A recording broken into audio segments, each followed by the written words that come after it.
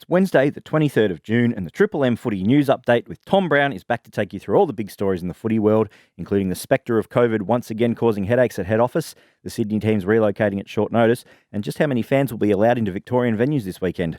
My name's Rudy, and I've got Tommy in the studio today. How are you, Tommy? Good morning, Rudy. In the space of a week and a half, we've gone from basically footy being reliant on Sydney to us now being not able to be in Sydney, which has caused the Giants and the Swans to fly down last night so we can stage this weekend's games. It's a pretty incredible situation. Yeah, it's dizzying stuff, really. So they flew in yesterday, like a few hours ahead of New South Wales government's announcements. That's correct. So the AFL are getting ahead of these lockdowns. Whenever two teams move, Rudy, you can bet your bottom dollar there'll be a lockdown the next day. And Sydney and the Giants are both here. So Sydney's game, from a fixture perspective, is interesting against Port. The AFL currently working on where that's going to be. Obviously, the Giants playing Hawthorn on Sunday. It's causing all sorts of chaos at the moment. And, of course, they were planning to drop a fixture for next week, over the next day or two. And that's obviously become harder again, hasn't it? Yeah, and the other big discussion this morning, Cabinet, that's the state Cabinet, the government currently meeting regarding crowd caps. The Herald Sun's reported overnight 50% capped at 25,000, which means you get 25,000 at the MCG this weekend, or 25,000 at Marvel, which is about 43% of capacity, I think. Yeah. Which obviously would help the clubs, but 30% is the rough number to break even. So, for example, that will disadvantage Richmond significantly. It easily would have got 30,000 at the MCG on Friday night. Having said that, some crowds are better than none, but we're waiting on the official announcement from the government, hopefully late this morning or early this afternoon, Rudy. Indeed. On other matters, you mentioned Hawthorn just before. In relation to their game against GWS, have you got an update on the Mitch Lewis situation there? Yeah, I'm expecting the AFL to conclude its investigation into Hawthorn perhaps today or tomorrow. It was going to come out last Friday, but it hasn't come out yet. The other mail I get is that Mitch Lewis is still in the rehab group at Hawthorn.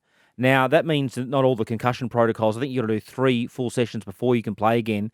So I don't believe that Mitch Lewis will play again this week.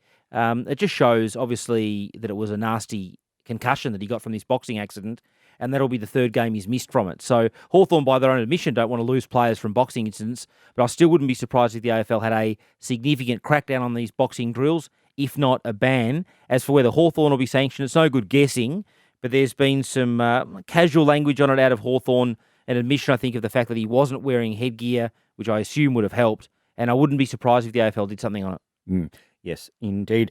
Now, there was a footy manager phone hookup yesterday, Tommy. Yeah, footy manager phone hookup yesterday. The general manager of footy, I think the clubs at the moment obviously are supportive of teams on the road. For example, the Bulldogs this week. There's still no appetite for hubs. There's no need for discussion about hubs at the moment, notwithstanding these Sydney issues. We're not in that situation. But it just shows, Rudy, how the industry's obviously moved from last year. Obviously, hubs were a necessity last year. Everyone's determined to get through the season in a different fashion. I think there's some discussion in the background about, I think, the mental health effects of this uncertainty, though, on players and officials at the moment. It's hard because they don't really know where they're going to be at any one time, but that's just the issues and COVID issues we face these days.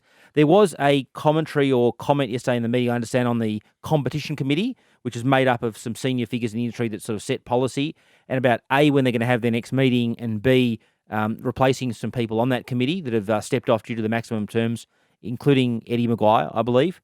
I think the next meeting for the competition committee will be in around July, and over the next few weeks, you'll see some new appointments to the competition committee. You could apply, Rudy. Oh, well, I'll put my hat in the ring. You're good across the rules, good across fixturing. I'll put my hat in the ring, but I'm not sure they'll call me back, Tommy. Do you have any idea who actually is in the running? Or no, I'll do some investigations over the next few days. Okay. All right, cool. Jack Viney's back at Melbourne. Yeah, good news this. He hasn't played since round 6 when he suffered a toe injury, and at the time Melbourne said a couple of weeks, and that's blown out now to, 8 weeks or so. Jack obviously very mindful of the fact that anything to do with his feet tend to be complicated, and they've just taken their time. I saw him running post the Melbourne-Collingwood game around the SCG, and he looked pretty fit, and he'll make obviously a big impact for Melbourne. It'll be difficult for the Demons to find him a spot, having said that they are coming off the loss to Collingwood, so they'll look at perhaps Hunt or Neil Bullen, but it will be difficult. Whoever loses their spot in the Melbourne side will be unlucky, given how well they've been travelling as a team. Well, that's what happens when you have a good team. Some blokes are just unlucky to just fall out, really, aren't they? Before we go... Well, the Bulldogs are case in point. Easton Wood couldn't get a game last week. Yeah, and that's just what happens to good sides. That's right. And they must be just about best 22 with Jack Viney back as well. Obviously, Adam Tomlinson out for the year, but they're starting to look pretty strong. You'd imagine at some point Ben Browne might come back for a look. But yeah, they're tracking nicely, Melbourne, despite that blip against Collingwood. Before we go, we can't really go a podcast at the moment. They're the new Collingwood, we'll call them that, Carlton. We can't not talk about them. Robert Walls spoke yesterday. Yeah, so I'll just recap here. Carlton had a board meeting on Monday night. It was a scheduled board meeting, but there's nothing really normal about what they've got to consider at the moment. I'm sure the football review would have come up. Certainly David Teague safe for this precise moment. Not a lot of reassuring commentary coming out of Carlton this week on Teague's job, beyond the fact that there's a review, an entire football department review, which includes Teague's position. Robert Walls, as we know, was involved in getting involved at a review of sorts at Carlton in recent years. Went in there and had a look around at the request of the president. We know he's an influential figure around the club.